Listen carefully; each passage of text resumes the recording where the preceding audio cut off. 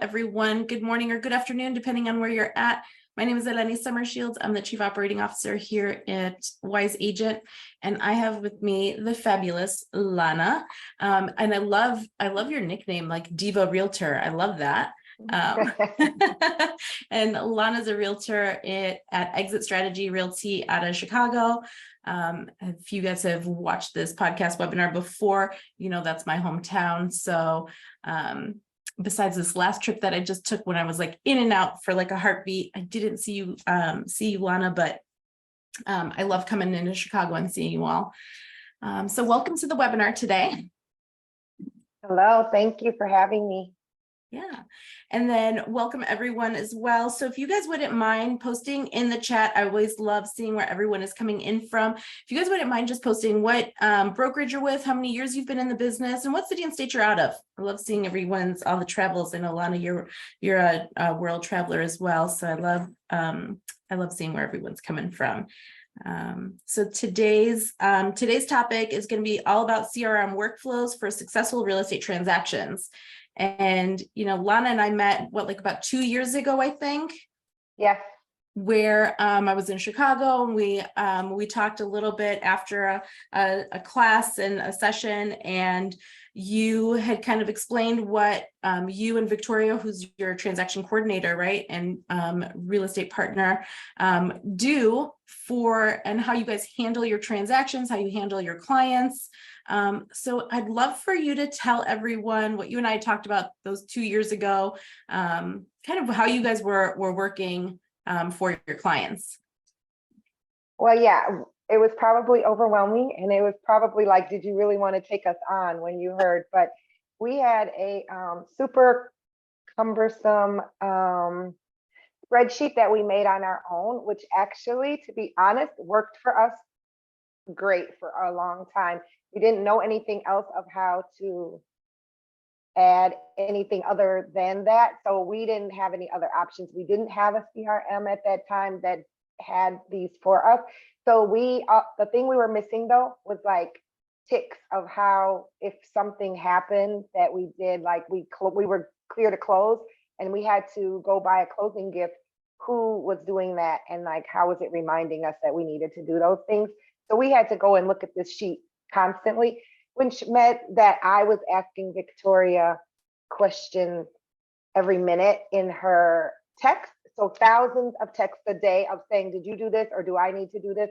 When we had a baseline of things we had to do, but not like who's gonna do it and did it get done.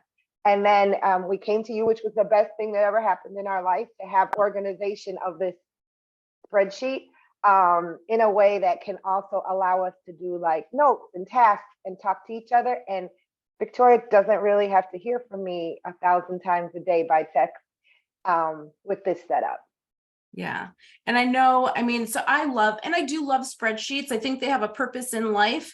I just don't think that I don't think they work well in the real estate transaction when you're doing things and you need to make sure that there's, has this been done? Is there, and then it's not only just like check, did it get done? But then there's got to be a note sometimes like, oh, it was done, but then there's this caveat here, right? So in spreadsheets, and I've already asked Lana, and she said it was okay to share her spreadsheet that had 38 columns in it. This was a crazy spreadsheet. When I saw this, I was like, oh, I was overwhelmed. I'm like, okay, so I'm like, so what happens? I'm like, you guys go through this and like, how do you update everything? And like, where are your notes afterwards? And how do you make sure that like you guys both aren't working on something at the same time and everything else? And it was, when I looked at it originally, I was like overwhelmed, because then it wasn't just the columns. There was a ton of transactions in here, and it was overwhelming to look at for anyone.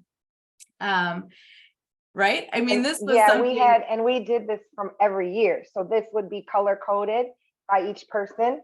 And when things were done, were color coded, dates were put in there. Sometimes notes were added in these boxes, so it would get bigger or littler. And then we would do this for years. So these spreadsheets, we just start over again, like 2017, then on 2018. Sometimes we had to transfer people that were on 2017 that didn't end with us over to 2018. So we would be going back and forth to all of these different sheets. So. Yeah. And then you had one for buyers checklist and then another one for a seller checklist. So it wasn't just one thing. And then if it started like on the seller side, like you said, if it was the transaction flowed over to another year, or maybe there was another, offer on there, a second offer. I mean, it got complex and it was And hard. God forbid, yeah, they wanted to buy a second property. God forbid, we would be like, which one are we on? And then like, we would decide, oh, now they're a seller, now we got to put them over here or whatever. So yeah, that was, it took work to do it, but we felt relief once we had that spreadsheet. So to get to yours was only more of a like, Yeah. oh my God.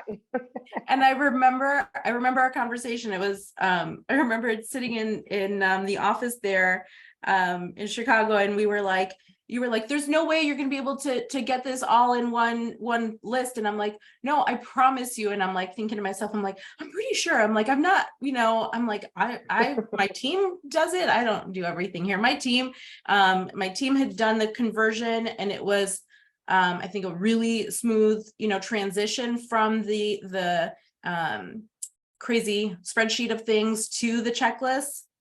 And so I want to talk a little bit about that, because I know there might be some of you out there today that have, these crazy big spreadsheets that have a lot of information on it, that are thinking like, okay, how am I going to do this? And, did Lana get preferential treatment because she knew me or I was there in front of her? And absolutely not. This can happen for any of you. So I see like Pat out of New York, or, Darlene in Georgia, like it doesn't matter. Or, my friend Ed out in Michigan, like it doesn't matter where you are in the country. If you have a spreadsheet, it does make it a little bit easier for us to convert it from a spreadsheet than just straight from your brain into a checklist, but it's doable, and our team is here to help you with it. So I want to put that out there for anyone that's like, okay, how do I get to like what Lana was doing? Because, that's a big thing.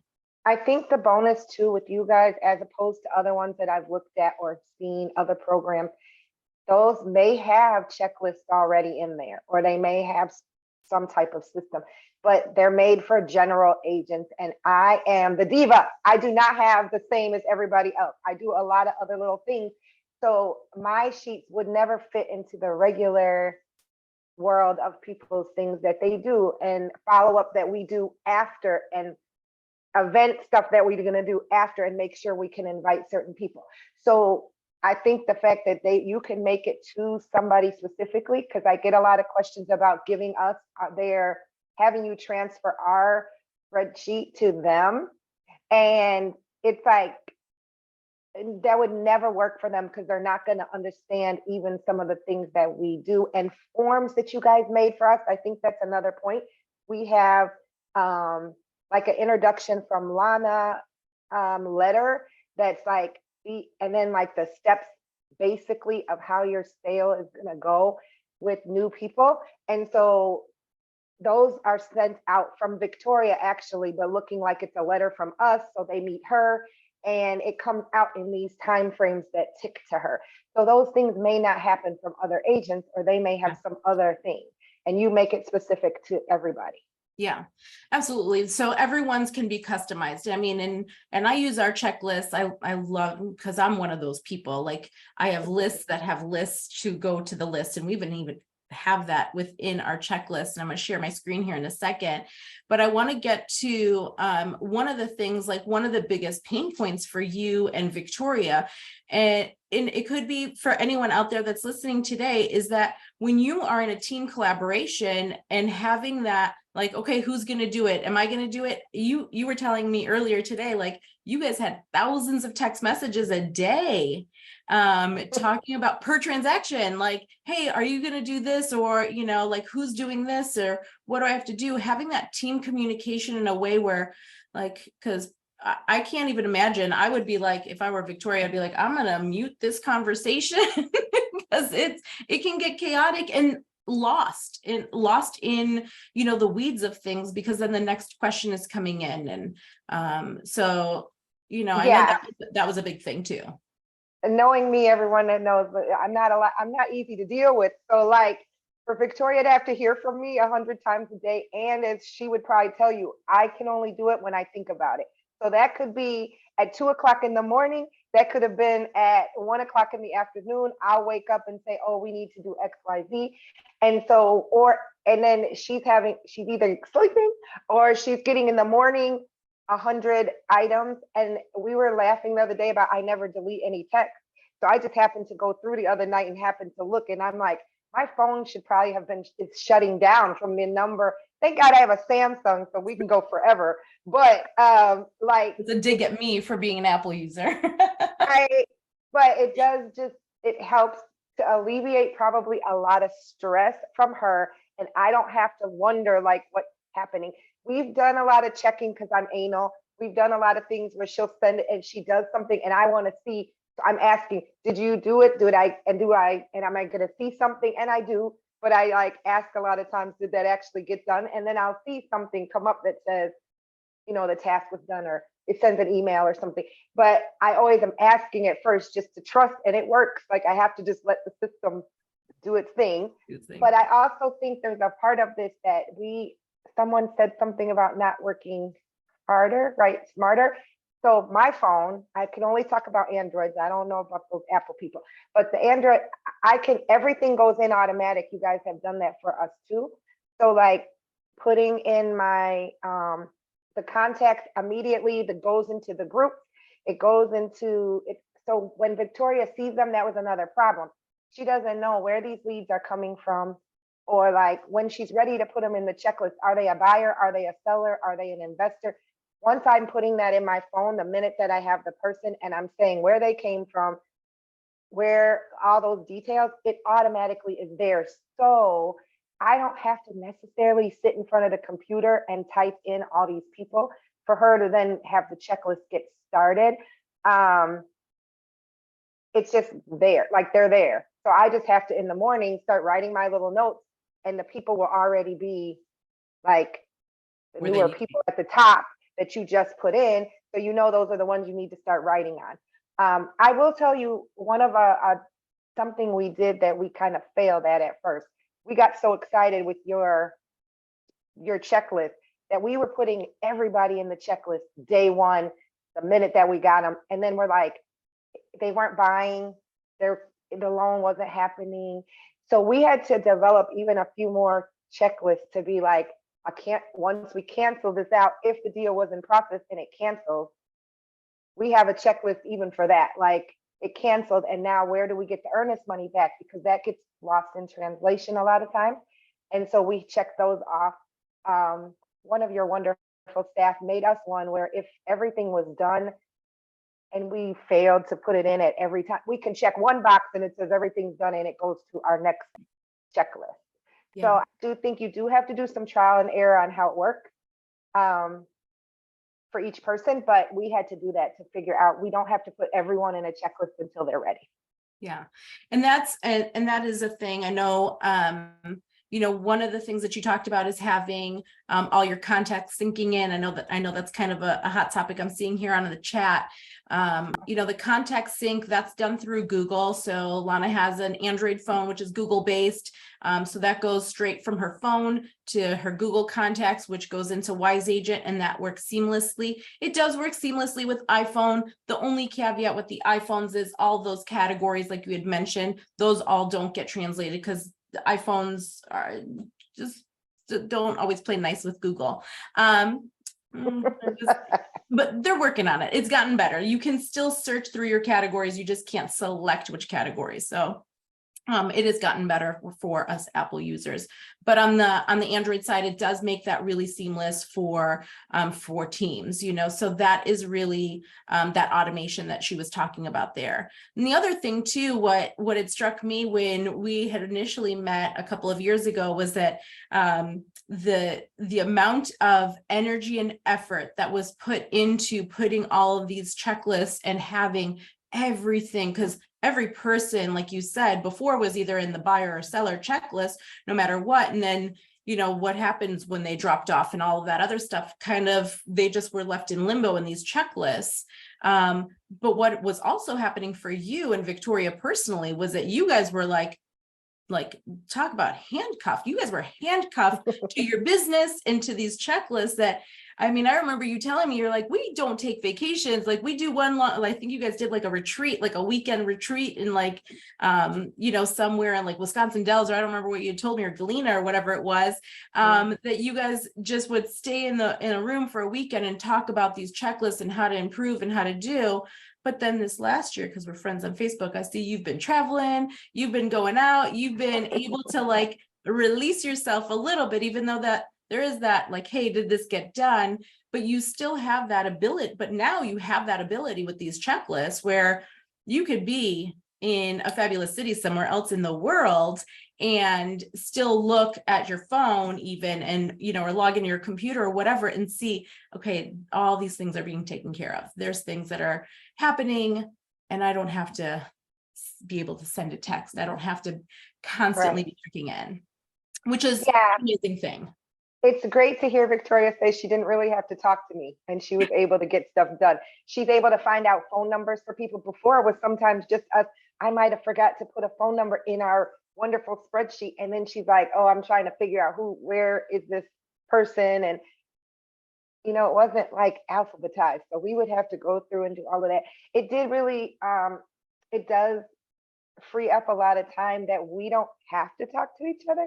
We can choose to talk to each other. Right. I mean, we meet in person still, but we don't have to go over everybody. We can sometimes say, I put the note in there, or check wise agent. Like that's a lot of what we say now. Or she'll ask me, did you update everyone? And so she has that information. I think that, it has allowed for me to take some fabulous trips. And you can also just go into Wise Agent on your phone, and then you can do your checking there if you need to feel like you have to do that.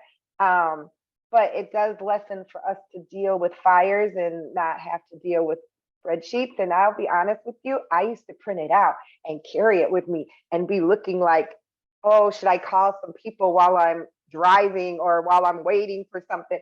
Now it's in the phone. Like you don't have to carry printing and 22 pages of spreadsheet. But we've come so far. And then I started out doing it by myself. So I was only talking to myself.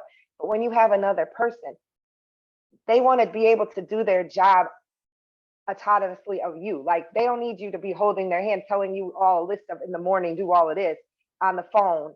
And then they can't really handle their business. With that one, they can do it when they have time. She can do it. And she has her own business. I must say Victoria is not just working for me. She works for herself. So it's also a way to separate that as well, I think. So she can kind of figure out her own life versus mine. Yeah, absolutely. And so I want to share my screen here because I think it's important for everyone to be able to see, first see our new look with our new menu that our team went live with last week, but then also to be able to see what these checklists and these templates, because really everything in real estate is templated based. I mean, when you're selling, and you could have, one for, I know agents that have a seller's, template for, single property home, one for condo, one for a timeshare, one for, whatever it is, whatever that scenario might be, because there's some differences in those things. You can have one that's separated out for everyone, or you can just say, these are all my sellers, these are all my buyers. And then if I need to add additional tasks, like we figured that part out for you and you can have those as well. But these are the templates. We have some default templates that have already been created for you that you could use as like a jumping off point and then edit to suit your own needs, or you could just create one from scratch, kind of like we helped Alana and Victoria do. So I'm just going to go ahead and just show you a little bit about the templates and how these are laid out. It's basically based on the dates, because that's what drives the whole entire transaction is these critical dates, right? When is the close of escrow date? When is this happening? What was the listing date? What are all of these dates? And then from there, everything kind of flows from that point on. But then there's some important facts that you need to know too, like what's the MLS number, some of those key things that you need to know during that transaction process, right? And you can do whatever it is. You can have fields in here that whatever you need in here. And then those critical contacts here. Who is it that I need to contact? And, you always need to have your beer and wine specialist in here included, right? So and then your tasks, right? What are all the tasks that need to happen? And that's what we did was we took some of these things in here from her spreadsheet and said, okay, so obtaining financial or proof of funds, like that's when you are, you put those in here as a task because you want to make sure that that's, and I'm just going to copy and paste because so I don't have to type anything, but these are things that you want to make sure that are happening. And this is going to happen, 3 days or 4 days before you have a contract or some kind of agreement. You want to know, or whatever the date is, right? This is whatever, right? And so then you can assign this. And this is really where it's really helpful if you have a transaction coordinator, if you have someone on your team, because once you assign it to somebody, this happens for every single checklist that you create. So every single time I do whatever this is, a buyer's checklist, Monica's going to get an email saying, hey, you need to get the financial proof of funds 4 days before this event happens. And then she'll be given a date of when that's due. So that's where that working harder and not, or working smarter and not harder comes into play. Yeah. So then you're able to do a lot of things and buy back some of your time, which is so precious. And I'll show what one of our checklists looks like. So the checklist, and you can make these as simple or as complex as you need them to be. Like Lana said, right? You've got things in yours that I might not have in mind, which is totally fine. But you want to make sure that it's customized. Like if this is part of because this is your business, right, Lana? You want to make sure this is those little things that you do make you stand out in the crowd. And so it's important that gets noted in here, so those get done at each transaction. So then that thing that makes you special, everyone gets that, right? And it's not just some. Eleni, can I add to, you don't actually have to go in. You can go in and look, of course. You don't have to go in to see what your task is next. If you do those trigger things, it's gonna come up on your task list for the day that comes on your, I think you guys call it the homepage. Right? Yeah, the dashboard. And so you can see in that day if you have, so like Victoria can look and see if she has something due on that day or what's coming up for her to know that it's due. And then you can do the search by only on the checklist. And you can do it because when you delete stuff, when people do stuff, there'll be a line through it. If you don't want to look at all of those, you can also do it where you're just looking at what needs to be done. Yeah, absolutely. And you want to and you can do it where I just want to see for this one particular checklist, because maybe that person sent me an email or just sent me a text like, hey, has this been, where are we at with the transaction? A lot of times buyers and sellers are always really anxious to get those updates on what's happening with the sale of, or the purchase of their property. So sometimes you just want to know really quick, like, where are we at with this? You can see those really quickly here. And that's the thing, is that importance of time, that importance of just seeing the things that you need to see when you need to see them. So having like what is due today for, for anything that's on, and of course, this is a demo account, so there's probably not. I just saw someone ask about what happens with an accepted offer. Once we have that, we do a pre-checklist, so it's probably confusing, but things that we do when they're really like out and we're going looking and we're under contract, like things that we do as a pre-buyer checklist. Once they're accepted, it then goes into the buyer checklist, and those things are just really for that sale. So that's the one I was saying, that we would cancel out that buyer, pre-buyer, and go to cancel. Or if they said, we got another agent, if they dare do that to me, or like they're not buying anymore, or their loan, they couldn't get pre-approved or something, then we would close that out And then we just make sure we're just regularly doing our touches, which you can do by sending them your like your newsletter, or have those things set up where you put them into a what is it called, campaign. Yeah, the drip campaign. Yeah. And so, and all of those things, I mean, I love how you have, because you have several checklists. It's not just one or two, you've got a handful of them. And you can each do however it is that you run your business, right? And what I love about it is that you can even duplicate it. So you can say like, so this is a checklist that I have for when someone's buying the property, and then when someone's selling the property, or whatever it is. So you can take some of those pieces off without having to reinvent everything.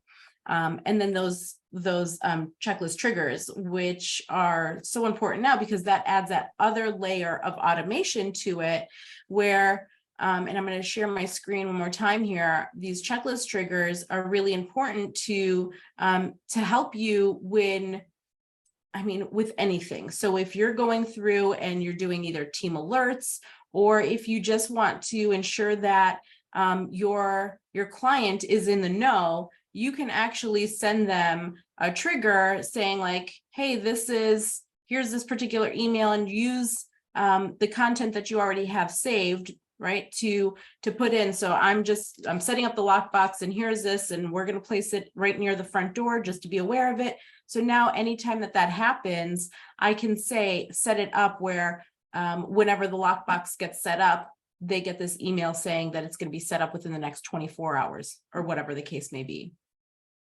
But then also, like you had mentioned, Lana, if the transaction closes and completes escrow, you can add them now. So once the task is completed, go ahead and add them to a drip campaign. Just saying like, hey, this is their home sale anniversary follow-up. And so now after they purchase the home or whatever it is, now I can send them something 3 months later, a year later, so on and so forth. So those are another layer of saving time for you to just do other things to focus on your business. Yeah. There's a ton of questions in this chat and in this Q&A. So I'm going to take a second here.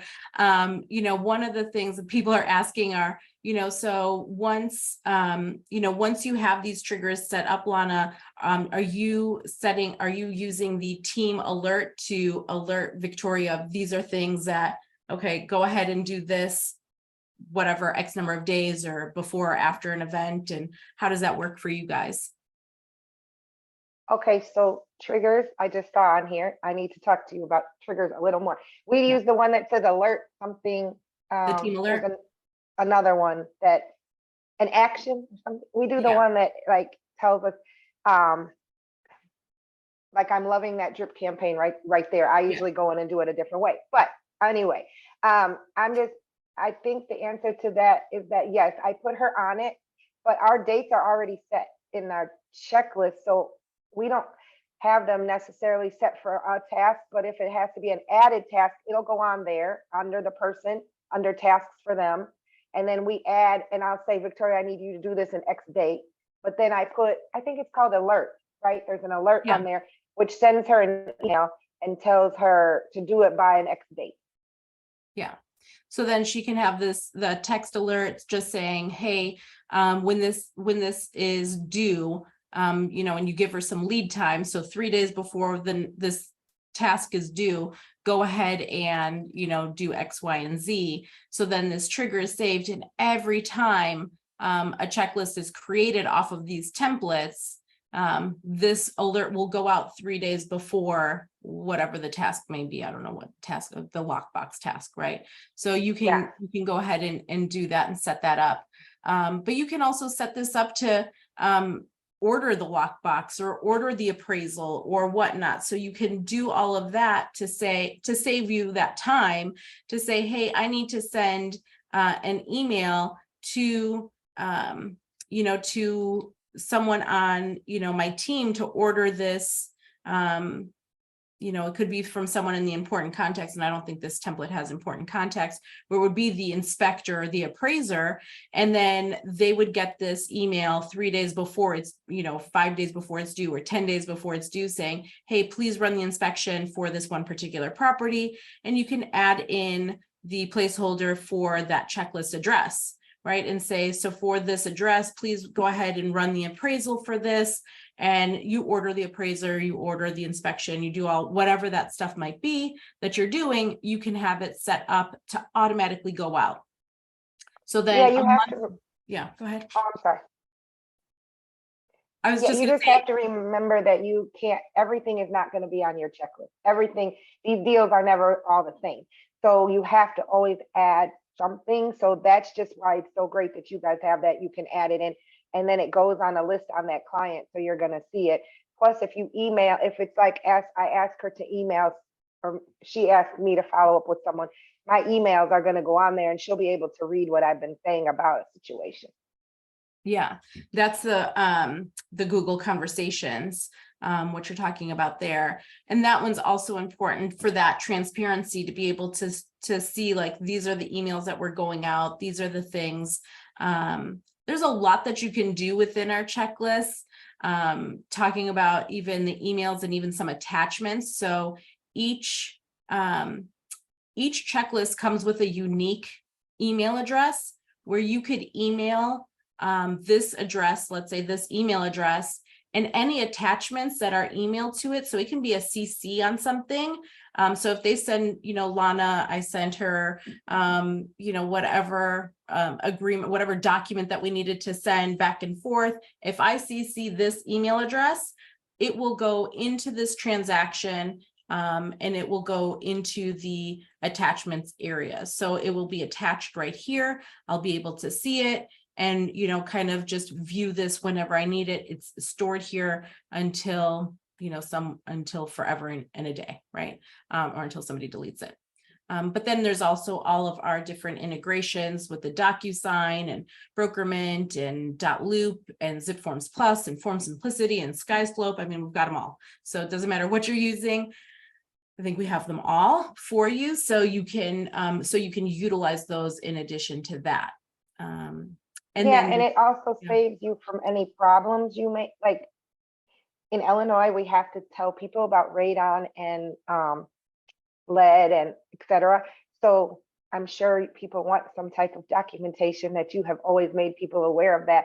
And so we have a form letter where the two attachments of those are within the checklist. So those do get sent out automatic, and I don't have to write them. It's already signed by me. Victoria's already can just send them out. So people can put all types of other forms that they make into that, like you were saying. Yeah, which is, again, another time saver. I mean, that's a huge commodity, is our time. And that we all get that 24 hours. Nobody gets any more. You can't pay for more time, no matter how much you try.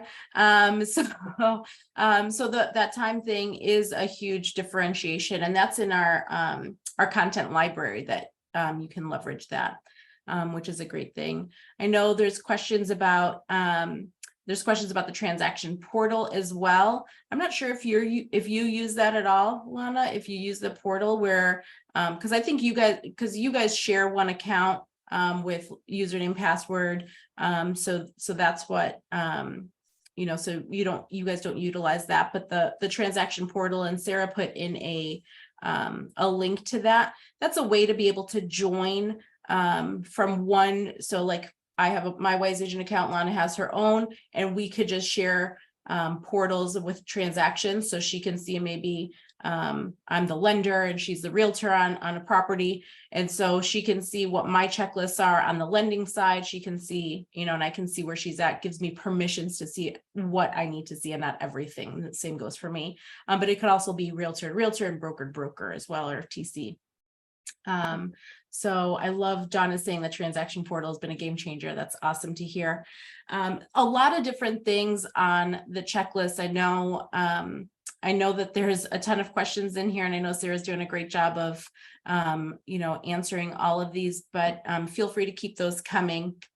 I know one of the things besides the checklist portal or the checklist, Lana, that you also use is, and you mentioned the contacts and getting everything organized. I know that sometimes can be an ordeal for some people too, because it requires a little bit of attention in the beginning once you start putting it from transitioning from your phone, where pretty much everyone has every contact stored in their phone, to then going into the CRM and then taking that time and organizing it in a way where it's okay, well, these people, they want to buy, but maybe they got some credit issues and they need some credit repair. And so putting them in different categories. Can you talk maybe a little bit about some of the categories that you use even for your contacts, and how those are broken down, how you break them down? Well, I use my categories are sellers, buyers is just one general, but I also do by lead source. And then I do, if I have farmed a certain area, I have those people. I then put my past, I have one called lead prospects. That's just a general, like they go into this pot so that I keep the drip campaigns coming to them. But I have one for my buyer, people that I have sold to.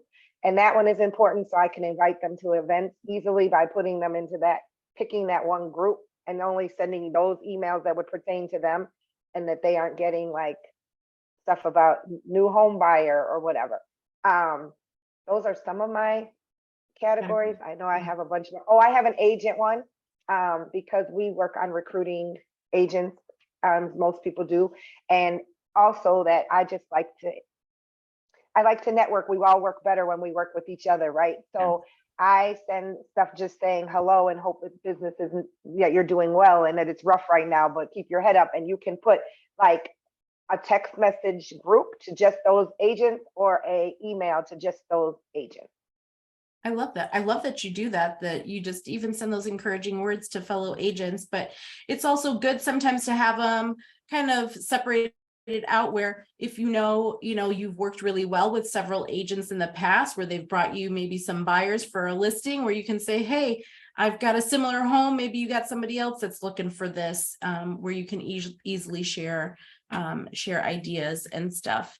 I know that was some of our questions in there. I know another question is our critical dates. I'm seeing if our critical dates are showing on the Google Calendar. I know that would be a great thing as well. That is something that we've been playing around with, but that is something right now that you can see just from your Google Calendar, from your Wise Agent calendar. And so if you come in here, you can just see anything that's happening on your, as far as your hot list is what you would see on your calendar. So this would be, of course, this is a demo event, a demo count, so you don't see everything in here, but that's how that would work right now. But that is something that we've been trying to get for you guys as well.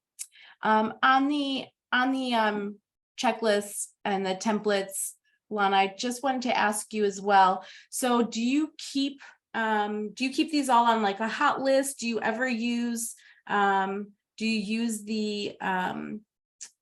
statuses of the hot list at all on for you guys to keep that kind of updated and up to par?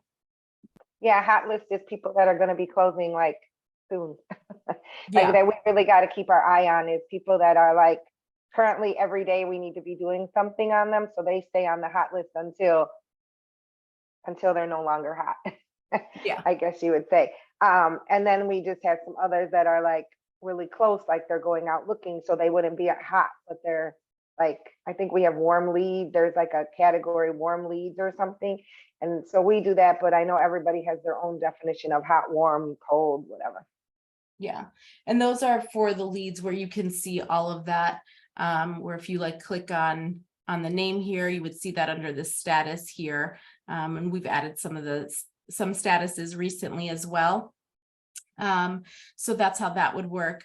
On the anything else that you wanted to talk about on the checklist and how you guys utilize that? I just think that it's a game changer to use the alert part or the triggers, whichever one you're using. Because people are saying it's not in their calendar, but most people go in their email a lot. And so it will send you an email alert so it's there. I mean, you can put it on your calendar if you want to. I'm not sure if that's what Victoria does to keep up with my stuff, but like, if not, it's going to send you that reminder in there. So you have it in your emails when you're going through. It's going to make you be like, oh, I need to make sure I do such and such. So I think that those are most important. Our calendar gets cumbersome because Nick Liebert gives us so many great events in our calendar. So I don't know if I would miss it if it was in there because we have so many things going on. But it's the triggers and being able to communicate with others and not having to communicate if you have people on your team or helping you do work, and that you can just send it easily. I mean, it's just sent to them because the timing is already there. You don't have to then pick up the phone and email and say, did you do it? Or you're gonna know. So all that, I think that homepage, if you go down, you were looking in the calendar, but if you go down, there's that section that I say that just shows you the task. If you just want to see what you got to do and when it's coming up and things that you got to do, you can just log in once a day and you can say, hey, this is everything I got to do. And I don't take advantage of this call list like I should, but I think Victoria may use it more than I do. I should. Then I would have everybody I need to call and not have to look up phone numbers and blah, blah, blah in those days. I see stuff in the call list. I don't know that I actually know why it's there, but I need to get better about using it. There's a lot of things in here, I will say, that we need to probably, when we do our meetup again for our relaxation time, we will figure out more things that we can use because you guys have added to it since we've had our checklist. Yeah. So I would say, for the phone calls, I know one thing that I know this was a request from a lot of people a while back, but when you have your contact here, it's really nice to be able to have like, okay, I need to call them. Maybe I'm working on something late in the evening. You were talking about sending out messages at 2:00 in the morning. You don't necessarily want to call or text somebody at that time, especially a client, but you can add them to the call list saying like, hey, I need to update them on whatever it is. And then you can set them up on the call list and then also assign it to somebody on your team. So then you can say, hey, I need to send them this email or I need to do this because they need to make sure that this gets done. You could even do that with all of your, and I'm going to minimize these, with your important contacts here. So just to send a follow-up email to the home inspection, like, hey, that happened 2 days ago. I still haven't gotten a copy of the report. Like, where is that? So easily just open up the email and send them the message from right here to say like, hey, I want to, so then you don't have to go out of the checklist. That was a lot of things that, what we try and do is keep you in the same place that you need to be and not having to go in and out and changing, tabs or changing, windows all the time to see whatever it is that you need to see. Even adding calendar appointments and saying like, I need to set up time to talk to this person or to meet with this person, and then adding that there, or a note or whatever it is. Those are really things that are just kind of at your fingertips that you just need to make sure that you get done without having it to, like I said, navigate away from here. That's a big Eleni, thing. also your important contacts that you're talking about, it's really great to set those up in the beginning, who your regular people are, the 3 people that you use for home inspections or for lenders or whatever, because that's another way that you don't have to talk to your team so much. Like I put in, we're using this lender, when you are ready to do the home inspection, they're planning to use this person. If I'm asking Victoria to call and set it up, she doesn't have to say, who are we using for this deal or whatever. You put them associated with the deal. With the deal. Yeah. And so you can absolutely, so you can say, and hopefully I have, here we go, something in here about lenders. So I can choose, so on your important contacts here, I can say, I can select the group of people that I'm going to be choosing from to be the lender on a particular type of checklist. So for all my buyers that need a lender, and we'll just pretend like this says lender and not waiting for response from lender. It's a demo site. We always do some crazy things in here. But so I'm going to choose from the category in my contacts called whatever this is, waiting for response from lender. And this is going to be all the lenders that I can choose from. So then when I go to this and I'm looking at my lenders, I can select from anyone that's in that list. And that's how that would work.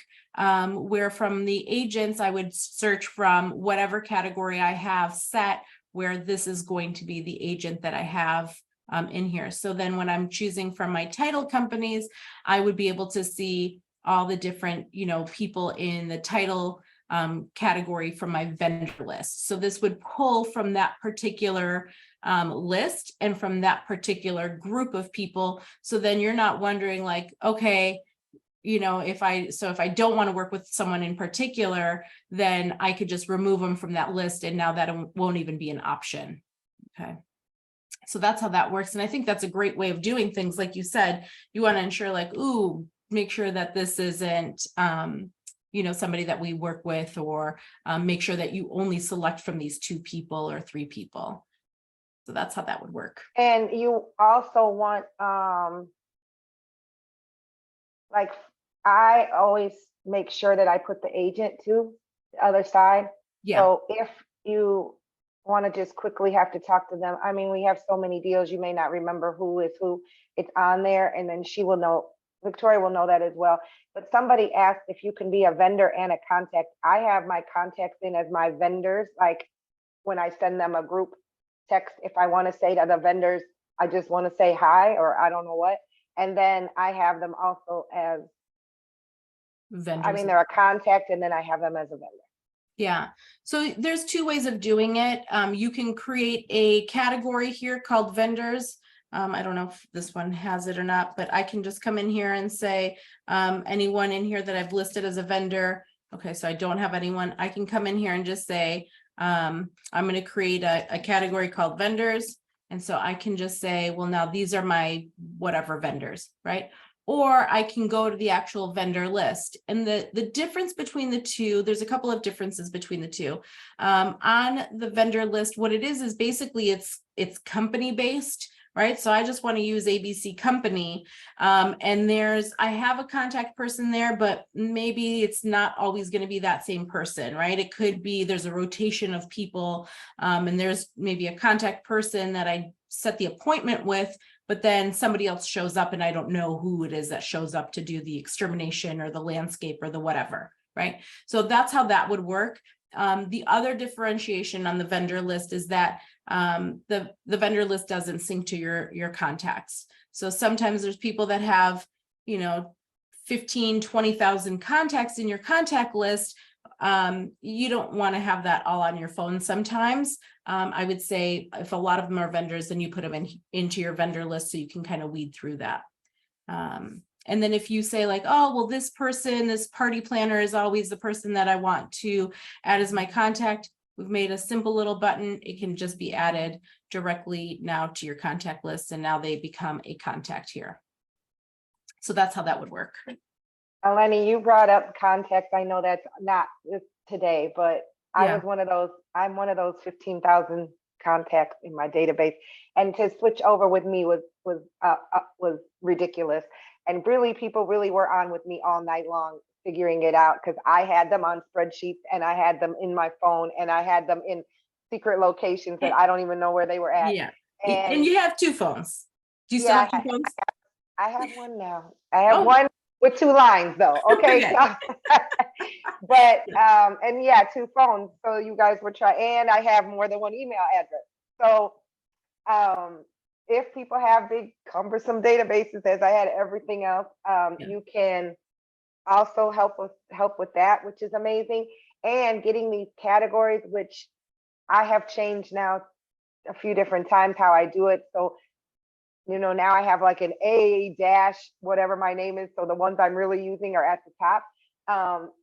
It takes a little figuring out, but when you have a big database, the only way it works is to do what you guys do. Like I could you can't use it beneficially to really work for what we need it to unless you can send certain things to certain people and make them into different groups.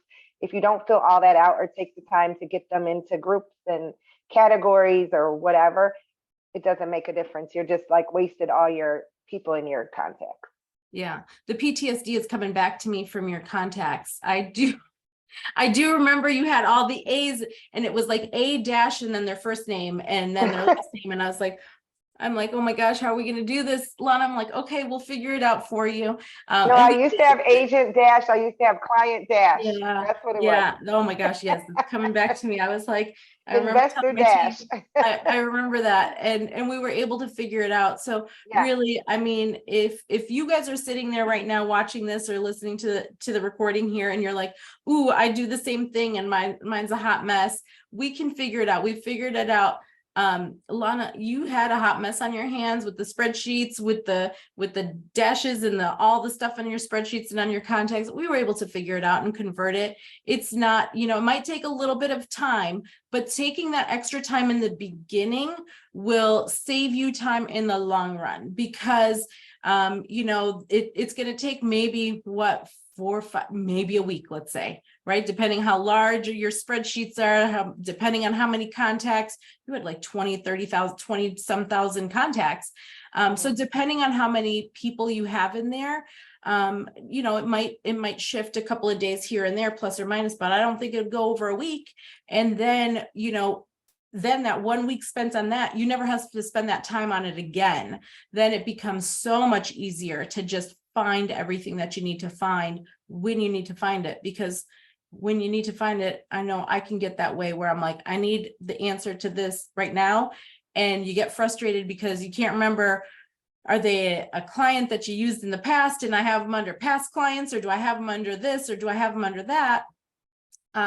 You get a little excited and emotions are going crazy that, you get a little excited about it. But if you have it all settled and figured out in, at one time, then it's easy to go through. Someone's asking me a question, but I'm not sure I understand, because it's saying, do you still need to work with Wise Agent even if you have an EXP platform? What's EXP? Oh, I think, I don't know what they mean about the EXP platform. And what is Wise Agent needed to you to use your everyday work? Thank you for your answer. I'm not sure what that means either. EXP, the realty. Oh, they use KV Core. Okay. I'm with Exit Strategy. So if that's EXP Realty, that's a whole nother person. Yeah. Exit platform. Okay. I'm not sure. We use in our office, Nick uses this. If there's another platform, I don't use it. I don't know, because this is the one I use. I can't use anything else. So Nick Liber, don't get, I can only use this. I don't know what the other one we're talking about is. I use this because it's got, like she just said, the contacts, all of that in one place. I'm not sure. Do I use it every day, every minute? Yeah, like anytime you go in your contacts and you're trying to send an email to someone, or we're doing an event next week, we're going to be using it today to get out a newsletter, text messages. We even had it. I blew up the text messages because I used to send them out one by one. Now they've made it where so many more can be sent out for you at one time. Yeah. So yeah, it's definitely an everyday. I don't know what it replaces whatever, because it's the only one I know and use. So I'm not sure, but I do need it every day. Also, what she also said, I had 20,000 contacts, but a lot of those contacts, probably 5,000 were duplicates, maybe more. So what their system also does is find that. They have a whole system to find duplicates. You can merge, get them rid of them, change them, update them, because sometimes you have old phone numbers or email. So yeah, I mean, you do have to put time into it. Can't happen. The system can't happen without us telling it something. It doesn't know someone's email changed. Sometimes it does. If you put in a new thing for Gmail, it's going to come up with another person, but you do need to go in every day to really keep it up to date, to be honest. Yeah. And I mean, once you have it set though, That's the thing, Yeah. is that it's that initial setup that might take you a minute or two, but then once it's set, it's just the maintenance of it, just like anything else that we do, maintenance on our hair, on our cars, on our houses, like everything needs maintenance and attention. So your clients and your database needs that attention as well. And then as your business changes, right, as your business grows and evolves, you might add a transaction coordinator, you might add an admin, you might add an inside sales team, you might start a team and have 2-3 agents working under you. Then that's when you go in and you adjust your checklists and do all of that stuff. So it's always going to be under maintenance. You're never going to be like, I'm done, I set up my CRM and now I don't need it ever again. That's not how it works. You have to maintain it, because it's a constant thing. I know agents out there, you're saying, how can you go in every day? How can you just, you can't. I mean, I'm not going to lie. I'm not perfect. I don't go in every day. There's content sitting right now that needs to be put in somebody's group, but I'm trying to put on my list of things during the week that I have a dedicated 30 minutes to do the cleanup. And then hopefully daily I can do a little, but let me tell you, if you're sitting at the doctor's office and you have this app on your phone, you can fix Wise Agent all day. I get so much done when they waste my time at the doctor's office or somewhere, and you can just clean it up while you're sitting in your app. Yeah, I do that during my hair appointments. You just sit there and Right. you just clean up your database. The other thing too, like you mentioned about the, logging in every single day, we do have that daily agenda that gets sent out to everyone's. And this is, so you get one every morning at 5 a.m. Like here's what's happening with your account. And this is what you need to do. Here's how many calls that you have to do. Here's how many tasks. Here's all the stuff that needs to happen. Here's the number of people that you just added to your account. So make sure that you're, going in there and putting them where they need to be, because if you got new contacts while you were, sleeping or working, in the evening or doing whatever it is that you were doing that evening, then you can follow up with it and just, kind of keep going. So it does serve as a reminder a lot of times. Yeah, I think a lot of the things that you shared, Lana, I mean, I love the fact that you have now, you're one of my favorite success stories. I feel like it, because you and Victoria both, I mean, my goodness, that, just I've felt the trauma that you guys had back then. Was looking at all these spreadsheets, trying to figure out how to share those contacts with, through text and through everything else.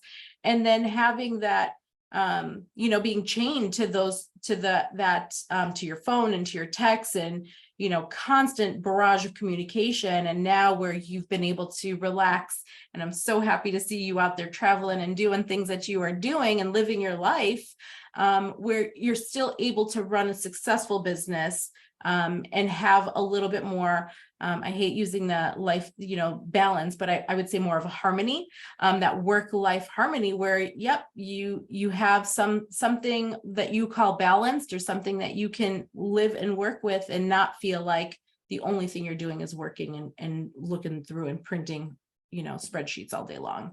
So, Someone asked me, how long have I been using Wise Agent?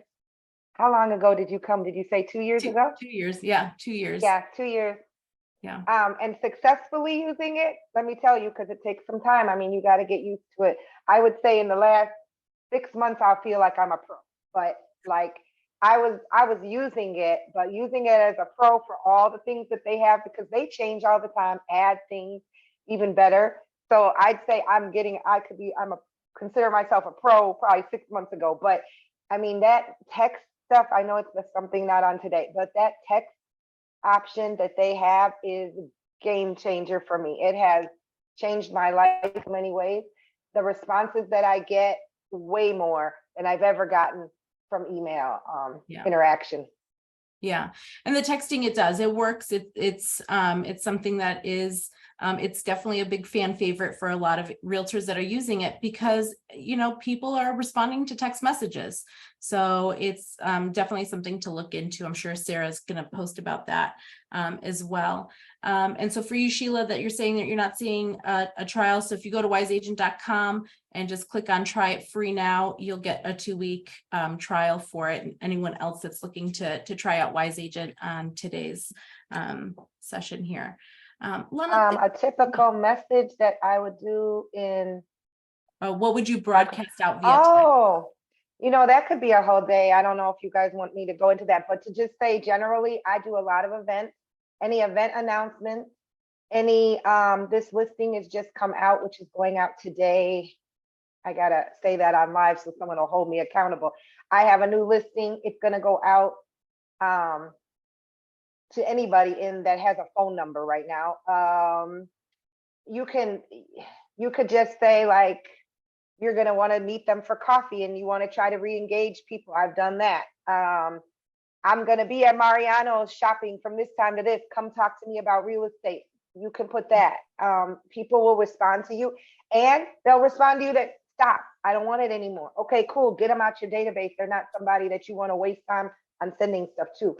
That's okay. Or they unsubscribe. It's okay. But I guess those are things that you can do. I love that. I love that. And I love seeing all this conversation, Lana. I don't know. I know it's a lot. There's a lot going on here. We've had a lot of messages. And I appreciate all of those. This was recorded. And so you guys are going to get this recording, and we can take this over to Facebook. I know we'll be in our Facebook community. My team will be on the Facebook community. I know, Lana, you've got some messages to get out there.